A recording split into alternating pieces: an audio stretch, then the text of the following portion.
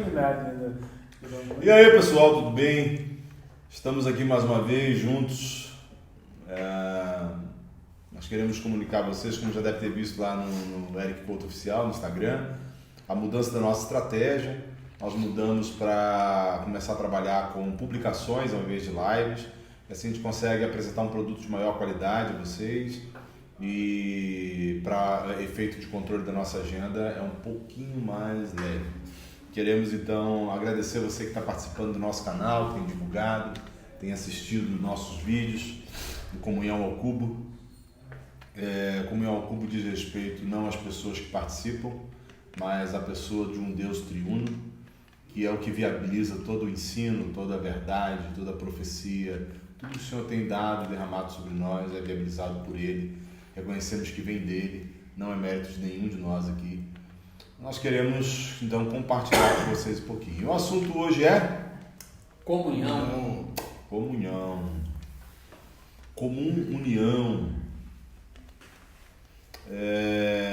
Eu, como sempre, fui no dicionário buscar o significado da palavra, não porque eu precise da informação, mas porque eu gosto de ver o quanto que o mundo reduziu os conceitos. Você sabe o que o dicionário diz que é comunhão? Realização de algo em comum. Confusão. Não.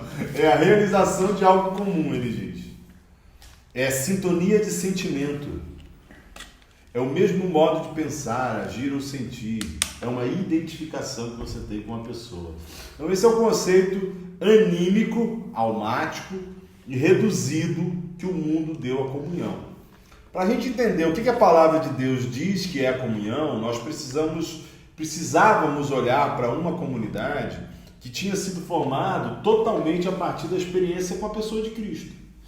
Então pense se há na palavra de Deus uma comunidade que sofreu influência direta de Cristo a ponto dessas pessoas viverem um estilo de vida em oposição ao mundo. Nós temos esse exemplo nas Escrituras? Qual a comunidade que sofreu o impacto direto da pessoa de Cristo a ponto de levar um grupo de pessoas a viverem numa perspectiva de oposição ao mundo? Comunidade, você falou? Você tá falando? Qual comunidade? Judaica. Pronto, comunidade da igreja primitiva. Aquela igreja do primeiro século. Eram judeus que haviam se convertido. Haviam pessoas até de outras nações também, que já tinham iniciado uma conversão, mas eram convertidos ao judaísmo. E somente depois de alguns anos que o Senhor separa Saulo e Silas para uma obra específica entre os gentios, é que começa a haver um trabalho fora dali. Mas ali era uma comunidade judaica convertida ao Senhor Jesus, recebendo um impacto direto da vida com ele. Então ali, e muitas pessoas veem de uma forma assim muito emblemática, né, a igreja primitiva, quase como se fosse um mandamento repetir.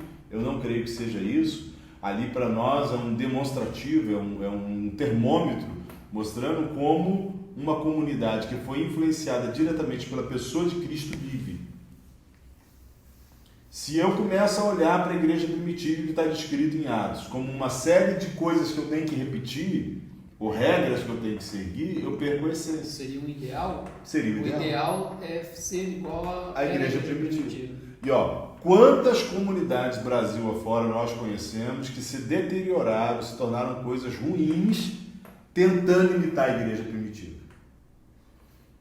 Isso nós já falamos em outra live. A questão não é você repetir aquilo que a igreja primitiva fez, mas é você repetir a base, a origem da igreja primitiva, que é Cristo.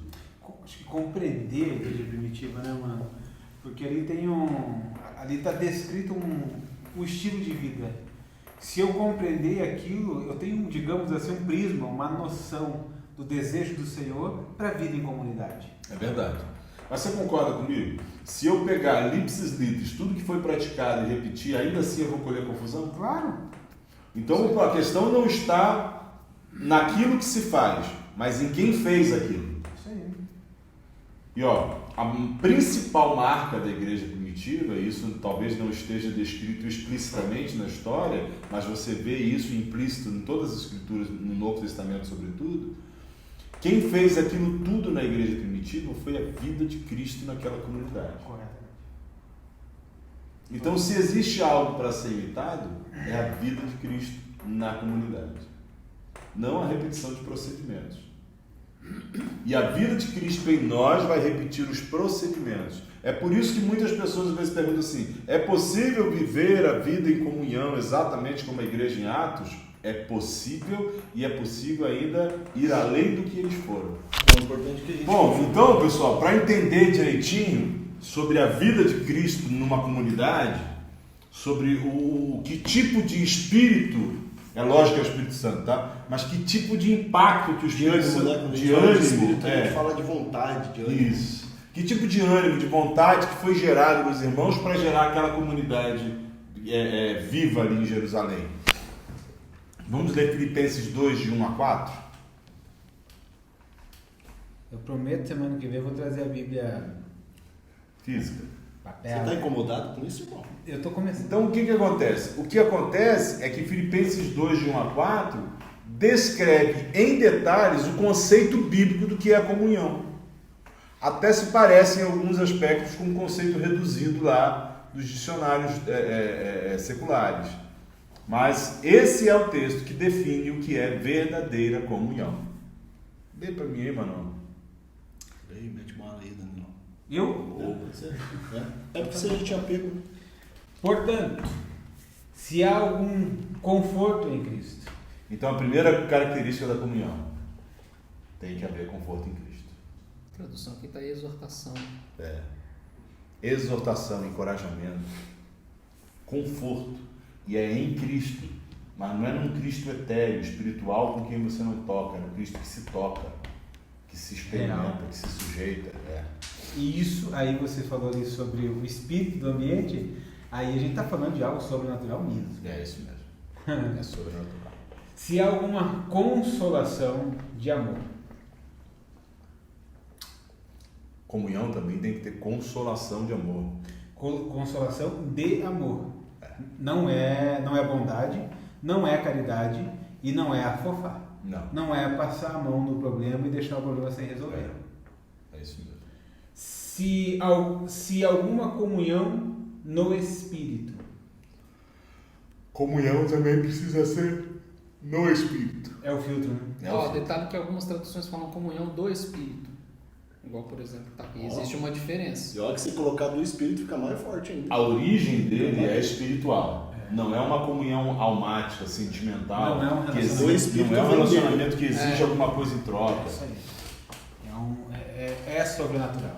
Se há alguns entranháveis afetos e compaixões. A comunhão verdadeira bíblica existe entranháveis afetos de misericórdia. Se você for buscar quase a totalidade dos nossos vídeos, fala o que é entranhável afeto de misericórdia. Entranha dá a ideia de internalizado, de profundo. Afeto é sentimento, sim. E misericórdia é a capacidade que eu recebo de Deus de pegar a miséria do meu irmão e trazer para dentro do meu coração. Jamais eu olho analiticamente para a miséria dele, ou como quem julga, mas como quem participa da mesma miséria, Sem olhar crítico, sem olhar crítico, mas com amor e o desejo de acolhimento. de oferecer minha vida por ele. É isso aí. Irmãos, e olha que interessante. Já aconteceu com vocês, por exemplo, se vocês derrubarem um líquido ou vocês... eu acho que líquido é mais fácil de lembrar, assim. Já aconteceu você derrubar um líquido, por exemplo, no sofá, em algum lugar, e você dizer assim, cara, entranhou o negócio, tipo, não sai o cheiro, o negócio fica agarrado, fica dentro do negócio. Isso é bom para lembrar o que é entranháveis, né? O que é entranhável? Porque entranha de tripa mesmo, né? Sendo E bem entra realista. profundidade. Mas o que a gente consegue lembrar é disso, entrando com profundidade. Massa, Cara, ótima parábola. Entranhável de misericórdia. De misericórdia, compaixões, contemplai o meu gozo. Completai Completai. o meu gozo. Olha, manos, aqui é Paulo que está falando, mas eu não tenho dificuldade nenhuma de receber esse texto como a própria voz de Deus.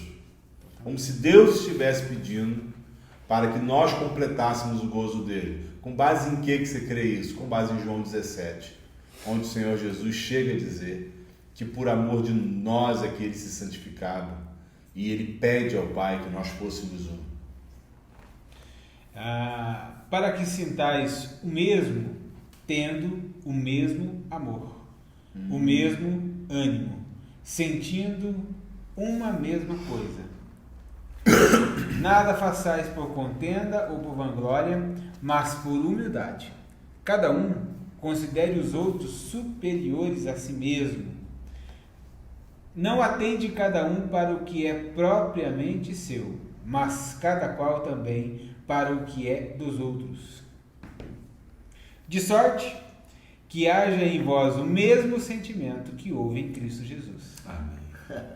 Mano, se não houver isso, não existe comunhão, não existe comunidade. A comunidade dos discípulos, a comunidade das pessoas que seguem Jesus, precisam estar cheios do Espírito dele.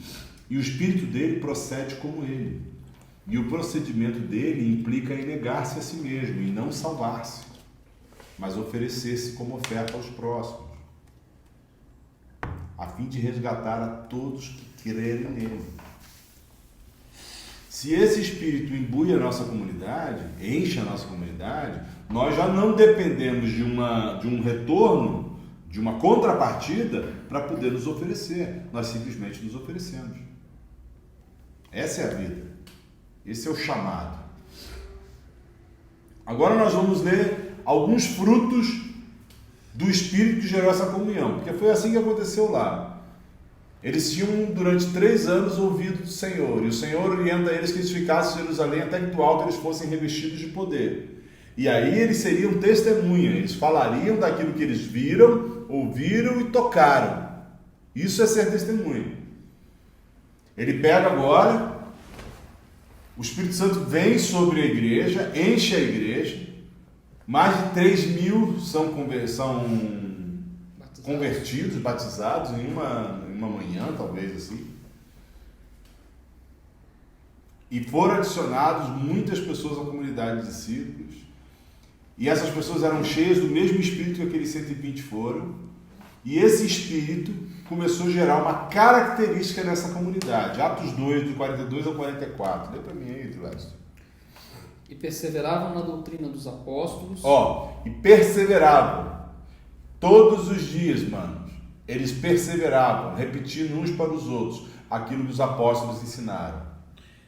E na comunhão. Só um pouquinho, mano, o que os apóstolos ensinaram? O que Jesus ensinou. Só isso. Tinha uma reflexão profunda deles, ou algum homem filosofia sabido ali, digamos assim, um escriba, não? Não. Eram homens que somente repetiam aquilo que Jesus ensinava, até porque eles não tinham a escrita, eles tinham a tradição oral. E a tradição oral, o que eles falavam de Jesus era como Jesus disse que a lei funcionava. Então até a lei agora estava no segundo plano, porque o ensino de Jesus, o querigma, o didaquê do Senhor era a principal coisa ali entre eles. E eles transmitiam isso de forma fiel. E outros irmãos transmitiam a outros. E assim toda a igreja era alcançada, a doutrina dos apóstolos. Eu só fiz questão de perguntar isso, por quê, mano? A gente vê muitas pessoas confundindo isso, a doutrina dos apóstolos, com ideias humanistas acerca da palavra. Sim, e seguindo isso ferrenhamente como se fosse a verdade. Não tem nada a ver, porque esses homens de fato repetiam apenas o que Jesus tinha falado e faziam o que Jesus mandou fazer. Era isso, ponto, acabou. Era mais ou menos um processo catequético mesmo, né? Exatamente.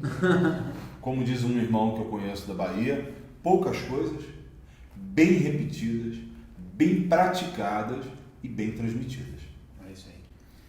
E perseveravam na doutrina dos apóstolos e na comunhão. Comunhão, amados, leia comunhão assim, ter tudo em comum. No partir do pão e nas orações. Em cada alma havia temor, e muitos prodígios e sinais eram feitos por intermédio dos apóstolos. Todos os que creram estavam juntos e tinham tudo em comum. Só para não ficar dúvida do conceito de comunhão. E o barato, perseveravam na doutrina dos apóstolos, na comunhão, no partir do pão. Então, olha só, tinha a catequese, aprender com o que eles falavam, com a vida, como o que Jesus tinha dito. Depois disso tinha a prática de vida. Sim. E depois da prática de vida, a prática para fora, com todos os que se achegassem para ouvir. Aí nós vamos ler em Atos 4, 32 e 35. Isso aí para nós ver. Atos 4, 32 e 35. Do 32 ao 35. Vamos lá. Ó. E era o coração e a alma da multidão dos que criam. E ninguém dizia que coisa alguma do que possuía era sua própria, mas todas as coisas lhe eram comuns. Percebe a quantidade de vezes que se diz que eles tinham tudo em comum? E os apóstolos davam com grande poder testemunho da ressurreição do Senhor Jesus. E em todos eles havia abundante graça. Não havia, pois, entre eles necessitado algum, porque todos os que possuíam herdades ou casas, vendendo-as, traziam o preço que fora vendido e depositavam aos pés dos apóstolos. E repartia-se cada um segundo a necessidade que cada um tinha. Olha, manos, se nós pegarmos isso e formos aplicar essa regra como um mandamento, que não é, nós vamos escolher a confusão. A única hipótese de até chegarmos em algum momento a uma situação dessa é se o mesmo Espírito que foi enviado sobre aqueles irmãos e que os encheu no primeiro século, hoje nos encher em nossas comunidades. E quando eu falo do Espírito encher, eu não estou falando somente da manifestação dos dons, mas também da manifestação dos dons. Sabe por quê, amados? Tende em vós o mesmo pneus que houve em Cristo Jesus. O pneus que me leva a orar em outras línguas, o pneus que me leva a profetizar, a ter visões, é o mesmo pneus que coloca dentro do meu coração um espírito humilde que me faz eu me ver menor do que todos os meus irmãos. Porque se não houver a plenitude da ação do Espírito nesse sentido, tudo vai virar uma grande confusão. Homens se impondo sobre outros homens. Homens se permitindo ser inconvenientes com outros homens. Homens governando outros homens. Homens governando. E homens se deixando ser governado por outros homens. Caras, eu tinha planejado fazer assim, o que é comunhão? Mas esses textos são tão claros. Eu posso ler mais um? Por favor. Efésios 4. Tá bom. Depois o Blas vai fazer um adendo também com o texto de João 17, fenomenal. Que a gente estava falando justamente da unidade, e eu lembrei desse texto aqui, por isso que eu queria acrescentá-lo. Mas ele tá na mesma toada, cara. Que ele fala assim, ó, Efésios 4, ó, do 1 ao 6, ele fala: rogo-vos, pois, eu, o preso do Senhor, que andeis como é digno da vocação com que foram chamados, com toda a humildade e mansidão, com longanimidade, suportando-vos uns aos outros em amor, procurando guardar a unidade do Espírito pelo vínculo da paz. Ele está falando de comunhão? Tá. Há um só corpo e um só Espírito. De quem que ele está falando? Jesus. Como também foste chamados em uma só esperança da vossa vocação. Um só Senhor, uma só fé, um só batismo, um só Deus e Pai de todos, o qual é sobre todos, e por todos, e em todos vós. Amém. Estava pensando, né? Na comunhão não existe então espaço para doutrinas divergentes, porque se a gente tem que ter a mesma forma de pensar, Unidade da fé? na unidade da fé, não vai haver divergência de pensamento, não vai haver divisão, Aliás, Não vai haver opinião, não vai aliás, haver opinião. não vai haver princípio. outro dia eu estava conversando com um irmão e a gente estava conversando sobre isso. E ele estava falando assim, cara, como numa época onde se há tanta divergência de entendimento, tanta variação de pensamento, como se faz para ter unidade da fé? É muito simples. É só ficar só com as escrituras. Sem opinião. Porque vocês vão notar que toda divisão, toda diferença de fé vem porque alguém quer interpretar aquilo que é óbvio. Sem respeitar o silêncio bíblico. E a segunda coisa, que gera essa falta de unidade é não respeitar o silêncio bíblico. Aí eu quero dar uma conclusão para o que Jesus disse. É quase como se Jesus tivesse dificuldade de comunicação, não fosse um bom interlocutor. E a terceira confusão? Fala aí. A terceira confusão é falar o que Jesus não falou, né? Falar o que ele não falou. É a Completar, complementação. completar, né, cara? Uma barata com... Pensa no tamanho dessa soberba, Beto. Eu acredito que a minha capacidade de raciocínio e lógica é melhor do que a do Senhor para explicar o evangelho que ele criou com o próprio sangue dele. A boa notícia que nos salva, ele tornou verdade com a própria vida e sangue dele. Como alguém pode pretender ser mais claro do que ele foi? Ser mais detalhista do que ele foi? Que ele é, melhor dizendo. Então a falta de humildade começa nesse aspecto do entendimento das Escrituras. Mas ela termina na minha incapacidade de me colocar menor do que você. E quando eu não acredito que eu seja de fato menor, eu vou me permitir ter uma ideia diferente da sua. E aí cai aquela máxima de não, mas nós cremos assim. Não, E aí, porque nós nesse pensamos momento, assim. Aí nesse momento tudo que se crê se tornou discutível. Com uma opinião, uma questão de opinião. Abriu para discussão e frívola, estava vendo o Gladys essa semana falar sobre isso. Sobre palavras frívolas, né? Sem conteúdo, não gera nada. Só gera uma discussão vã e diminui a fé. Na maioria das vezes. A pessoa entra sem fé e sai mais sem fé ainda da conversa. Cheio de opinião, cheio de dogma, cheio de ideia, cheio de plano, cheio de planejamento, mas sem compreender que o que nós cremos é o que a Bíblia diz, única e exclusivamente. Primeira coisa que você precisa considerar sobre comunhão. Comunhão é em torno de Cristo.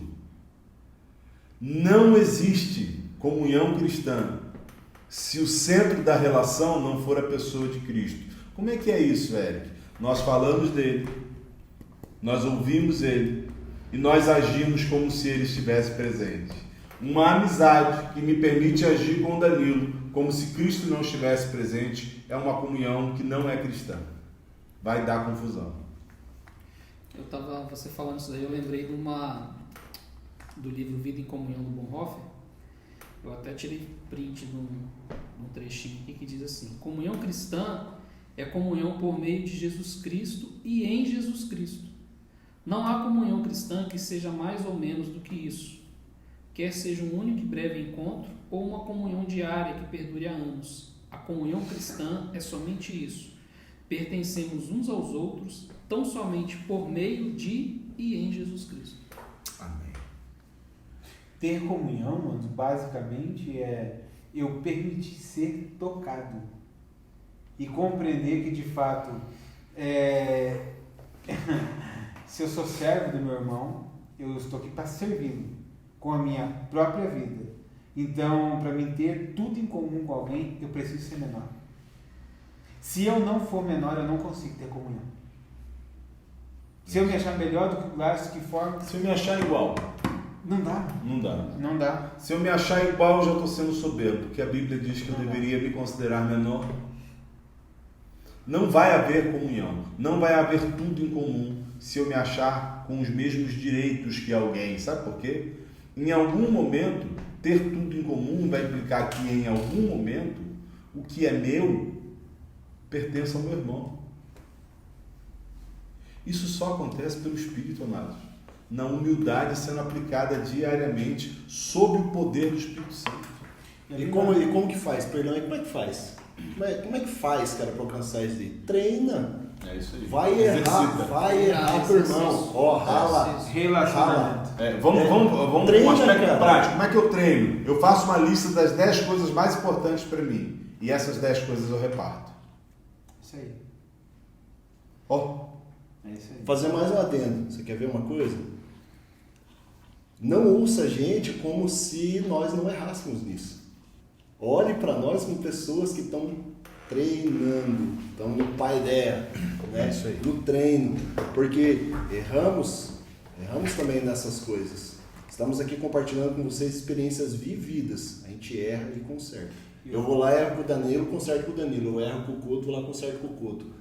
Conserto com o Gladson. Você acha que eu não erro com eles? Eu erro. Então, a gente pisa na manga. Só que como que a gente torna isso prático, do jeito que a gente fala assim, como vamos tornar a palavra prática? Cara, vai ser erros e acertos, até que seja muito menos erros e muito mais acerto. Olha como é que as coisas sempre voltam no tronco. Quando eu penso nisso, que é a prática da comunhão cristã, isso vai exigir de mim que eu renuncie a mim mesmo. Existe a possibilidade de eu seguir Jesus sem renunciar a mim mesmo? Não tem. Aí, ó, vocês estão falando, eu estou lembrando daquele versículo de Filipenses. Tende o mesmo sentimento que houve em Cristo Jesus. Ô Danilo, você está com a Bíblia aberta, pega 1 Coríntios 14, 26 para nós. Outra característica da comunhão cristã. A comunhão da qual eu faço parte só beneficia o outro, a mim não. Se eu pretendo na comunhão receber algum benefício, não é a comunhão cristã que eu estou tendo. Sabe por Mas quê? o relacionamento não é uma via de mão dupla? Só lá no inferno. Aqui não.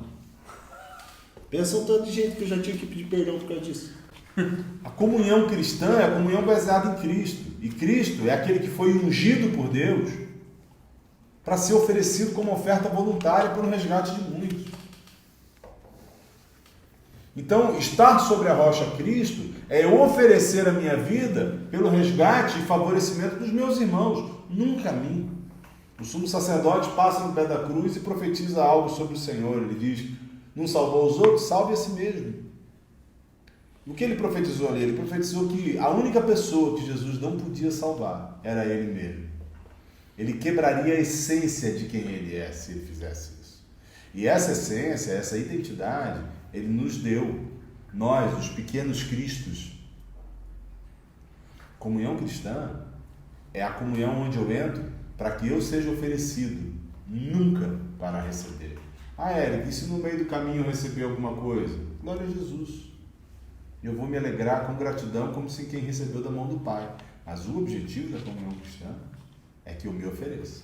E não é nem que eu entro para perder. Não, eu entro no relacionamento para perder. Não, mano, eu já perdi. Tudo. Esse negócio de perder já aconteceu. Então eu entro para servir. Porque perder eu já perdi. Quer ler 1 Coríntios aí, né? É que a gente estava falando que a comunhão, né, ela é em torno de Cristo e da palavra. Aí eu lembrei desse texto, eu tinha até anotado. Que fareis, pois, irmãos, quando vos ajuntais? Cada um de vós tem salmo, tem doutrina, tem revelação, tem língua, tem interpretação. Faça-se tudo para a edificação. Então, quer dizer, segundo 1 Coríntios 14, no momento em que nós nos reunimos, o que deve acontecer é comunhão cristã, ou seja, um ambiente Em que essas coisas... Vamos botar um nome bem cristãozão assim. A comunhão cristã é o altar onde eu me ofereço como oferta. É por isso que o modelo dos encontros cristãos hoje destoam da verdade. Ao invés de eu ficar sentado recebendo de um iluminado que está me falando, a proposta bíblica é que esse momento do encontro entre pessoas crentes deveria ser o momento da partilha, onde nós colocamos na mesa, nos oferecemos. Olha, Danilo, eis aqui a minha vida. Olha, Gladys, eis aqui a minha vida. Beto, minha vida. Recebam, bebam dela. E ao mesmo tempo também vou receber deles, porque é um processo natural. Mas eu não exijo, eu não expecto receber deles, eu não espero receber deles. Eu estou ali para ser oferecido e não para ser suprido. Sabe por quê? Porque ele é o meu pastor. Eu já não sinto mais falta de nada. E nesse ambiente eu tenho ainda a oportunidade de ser curado, ser edificado, ser transformado, Ser corrigido. De fato. Tá, mas então, calma lá. Então o modelo de ajuntamento, culto, missa, seja o que for, ele deve ser como?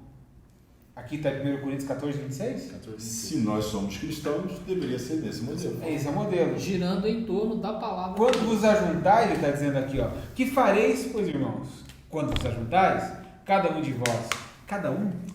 É cada um. É cada um mesmo? Cada Ah, legal. Tem salmo, cada um tem doutrina, mas qual que é a doutrina? dos apóstolos. Dos apóstolos, palavra. Cada um tem revelação? Cada Não, mas calma lá, Érico, mas se você for o líder da congregação? Cada um. Ah, mas e se o Beto só tiver o dom de orar? Cada um. Tem língua e tem interpretação. Mas isso só o braço tem de dom de interpretar, não pode? Não é isso? Cada um. Caraca. Faça-se tudo para crescimento, edificação. Amém. E se percebe nesse versículo que Que cada um que está ali está fazendo exatamente o que o outro falou. Está aqui minha vida, eu estou te oferecendo.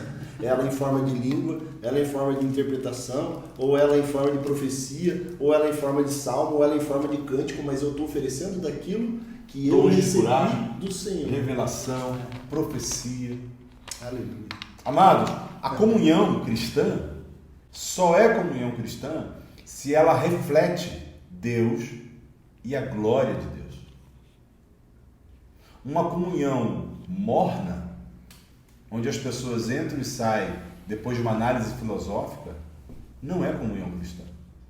Uma comunhão cristã, onde não há impacto da vida de Deus das pessoas, não é comunhão cristã. E eu não estou falando isso para te criticar. É para que você acorde do seu torpor, do seu sono, se levante dessa cama imunda e você corrija o seu procedimento. Porque o que Deus quer é a comunhão cristã. Muitas pessoas têm entrado em contato comigo desde que nós começamos a live para reclamar de que no lugar que ele vive não existe, as pessoas não querem comunhão. Falei, cara, tem um conceito errado aí. Porque a comunhão não depende do outro querer, depende de eu me oferecer.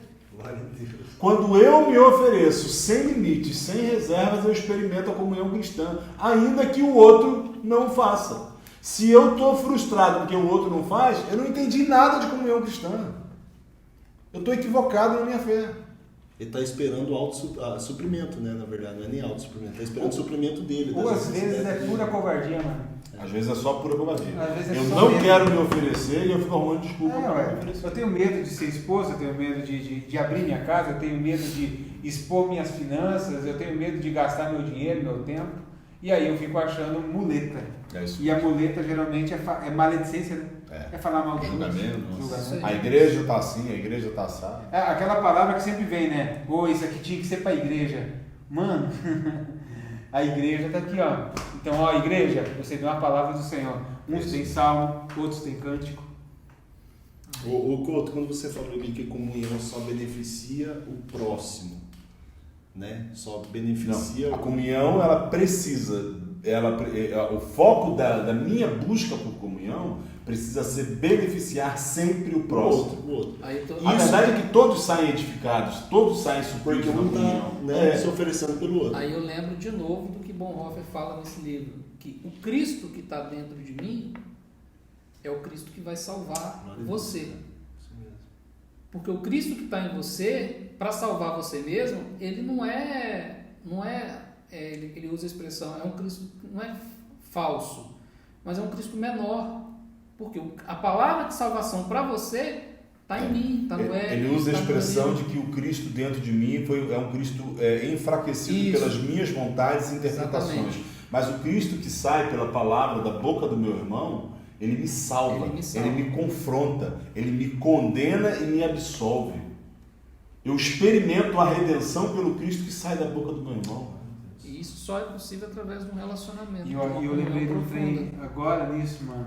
Isso só acontece, essa comunhão só acontece quando eu recebo de fato todos os meus irmãos, como benditos que vêm em nome do Senhor.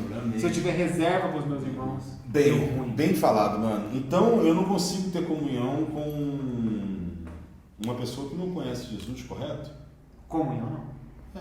Como pode haver comunhão entre luz e trevas? Não tem. Porque tem muitas pessoas religiosas e bem intencionadas que pretendem experimentar isso que nós estamos falando através de caridade, de boas ações com o próximo, de fazer o bem com o próximo. O problema da comunhão cristã é que ela só acontece em pessoas que nasceram de novo, É isso aí.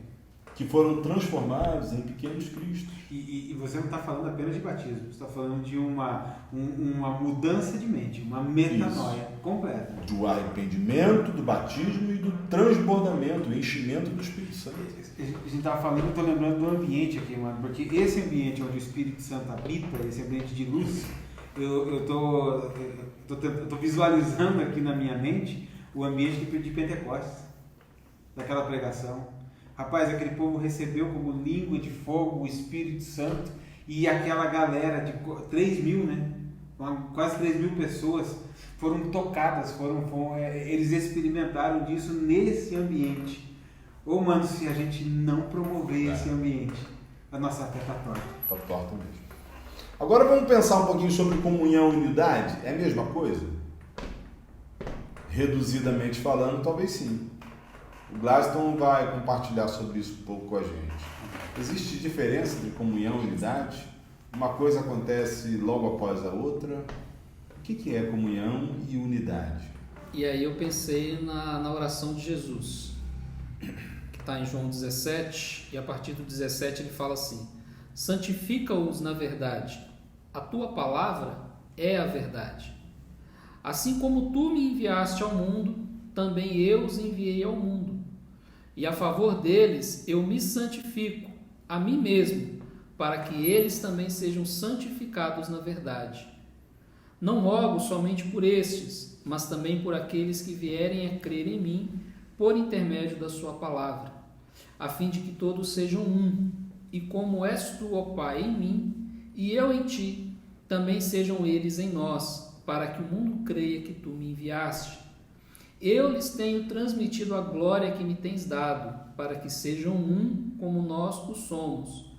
Eu neles e tu em mim, a fim de que sejam aperfeiçoados na unidade, para que o mundo conheça que tu me enviaste e os amaste, como também amaste a mim. Amém. Nós somos aperfeiçoados na unidade. E por meio da unidade, nós podemos ter comunhão. Uma comunhão profunda. E aí Jesus fala, né, o processo da santificação. Eu me santifico não é para o meu próprio benefício. Eu estou me santificando para o seu benefício. É o que ele fala no versículo 19. Por amor deles. Por amor deles. Eu me santifico a mim mesmo, para que eles sejam santificados na verdade. Quem é a verdade? Jesus, o próprio Jesus. Ser santificado em Jesus. Amém. Bom, comunhão não é um ideal. Nós falamos sobre isso aqui. Ideal é algo que não existe. É uma teoria. Igual tantas outras teorias que pretendem ter uma hegemonia de pensamento, mas que elas simplesmente não funcionam. Elas só servem para ganhar adeptos. Na hora de praticar, o que se pratica é o que sempre é praticado. Um exemplo claro disso é o socialismo e o comunismo. É uma teoria sensacional, mas em todos os lugares que você foi, a riqueza saiu da mão da maioria e foi para a mão de um pequeno grupo. Desigualdade, fome, aperto, continua acontecendo. Por isso, comunhão não pode ser ideal. Porque nesses ambientes não se promove vida. Se promove escassez, dependência. Todo ambiente ideal promove morte. E se fracasso. eu trato essa comunhão como um ideal e vejo, e aí eu vou percebendo, cara, não existe comunhão. Porque eu estou pensando nela como um ideal. Aí eu começo a achar que eu sou melhor do que o outro, eu começo a criticar o outro, porque ele não quer ter comunhão comigo. Criar facção. Eu começo a criar facções. Mano, qual é o fim de uma comunidade, de uma expectativa ideal sobre qualquer coisa do Evangelho? Vocês já pararam para pensar? A Bíblia diz que nos últimos dias seriam marcados por uma grande apostasia. Apostasia não é só não crer, é que criam e se apartaram. A decepção com a fé vai vir pela quantidade de ideal que as pessoas têm recebido. Só dá para apostatar se tiver fé. Não tem como um cara que não tem fé nenhuma ser um apóstata. E é por isso que precisa ter acreditado em algum momento. Por isso que o apóstolo Paulo dá tanta ênfase para a jactância. Nesse sentido. Porque essa falta de unidade, esse ideal de comunhão, ele vai nos tornar comprometidamente com facção, com os relacionamentos personalizados, com a sensação de que a minha doutrina é melhor e mais forte que o outro. Panelinha, eu quero crescer, né? Então o desejo de crescimento me envolve. E o desejo de crescimento, se ele não tiver baseado em morte, em servir, ele já nasceu falido. Já nasceu errado. Caçado. Comunhão também não é temporária. Ou ela é o tempo todo e tudo, ou ela não é nada. Comunhão cristã que eu estou falando, tá? Você pode ter uma comunhão de alguma outra religião aí. Ou de uma religião aí. A comunhão que vem de Cristo, ela não é temporária. Ela é completa e o tempo todo. Diariamente. Diariamente. Perseverante. Por fim, comunhão também jamais vai ser um lugar onde eu busco o meu benefício. Quem vai para a comunhão cristã buscando benefício se tornou um abusador dos irmãos. Eu vou falar de novo. Se você pretende construir uma comunhão cristã visando algum benefício, você é um abusador dos irmãos. E logo o dono da igreja vai vir contra você. E ele vem. A vingança é certa. Isso é o ser um anticristo? Com certeza. No momento que eu uso as pessoas para me suprir, para me atender, eu estou fazendo exatamente aquilo que o anticristo faz. Calma aí, mano, mas eu não posso encostar no meu irmão para mim ter uma carreira melhor, um benefício nisso? Pode. Pra mim... Se você está indo em direção ao inferno, você pode continuar fazendo isso numa boa. Cara, Agora, se você pretende seguir Jesus, amados, aquele que quiser vir após mim, ó, não é uma ordem, é só para quem É uma quiser. condição, né? É uma condição. Você Se quer? você quiser vir após mim, a primeira coisa que você tem que fazer é negar a si mesmo. Isso implica sobre todas as áreas da sua vida. Tomar a cruz não é se tornar cristão. Tomar a cruz é se dispor à morte mais vergonhosa e dolorida que tinha na época.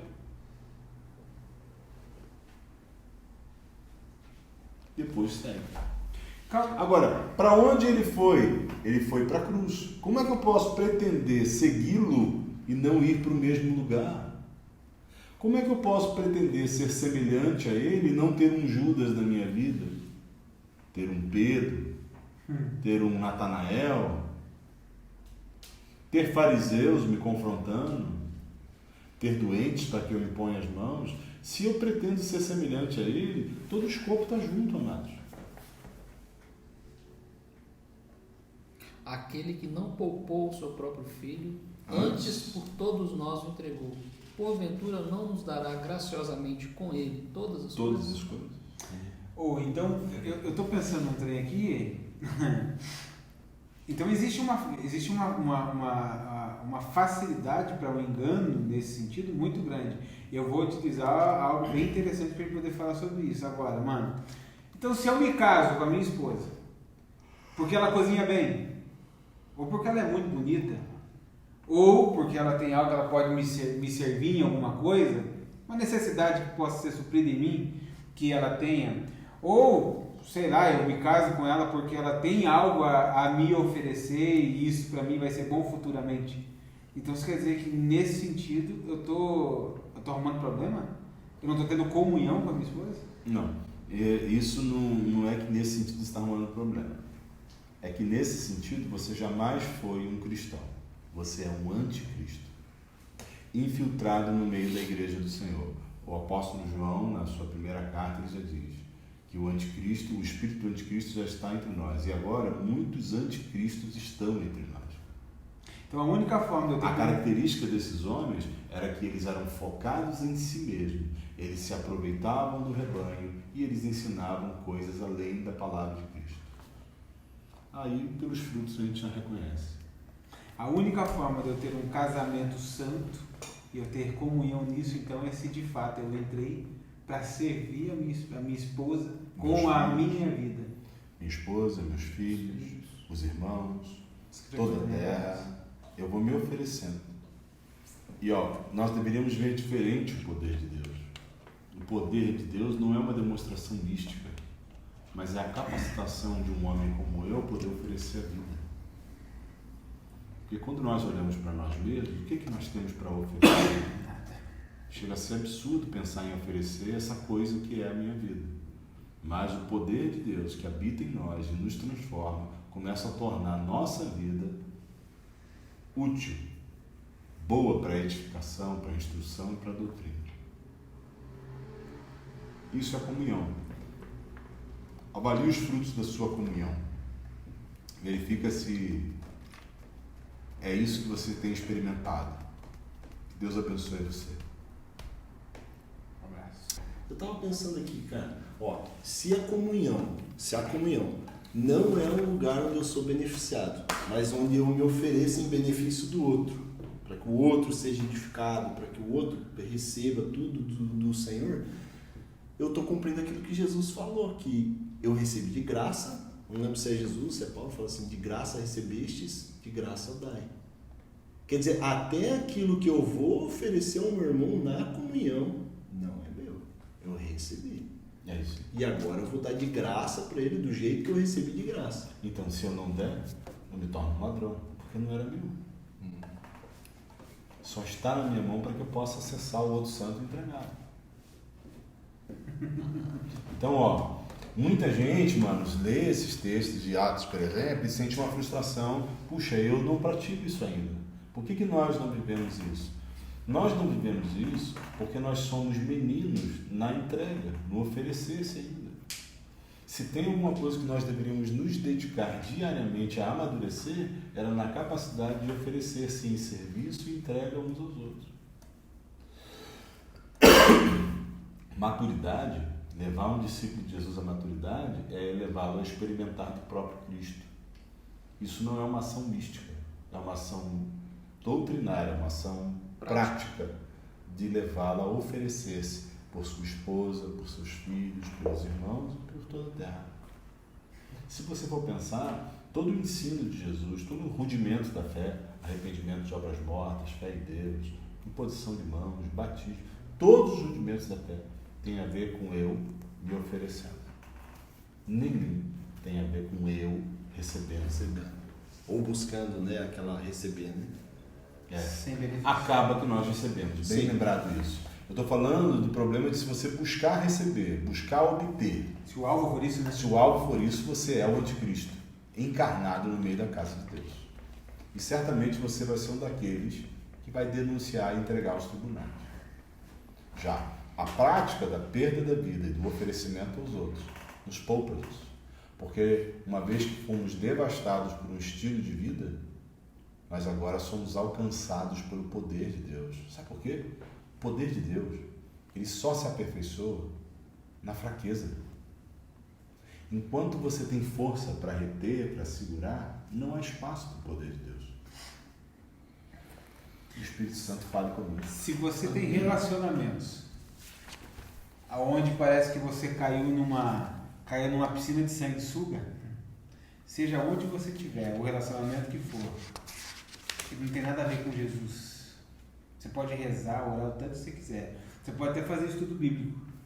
Mas se o relacionamento não for dando a vida, o trem está errado. É necessário. Eu vou falar, não é necessário muitas vezes nem correção. É necessário conversão. Amém, mano. É isso mesmo. O Senhor nos fale mais. Amém. Beijão. Beijão. Deus abençoe a todos. Até semana que vem.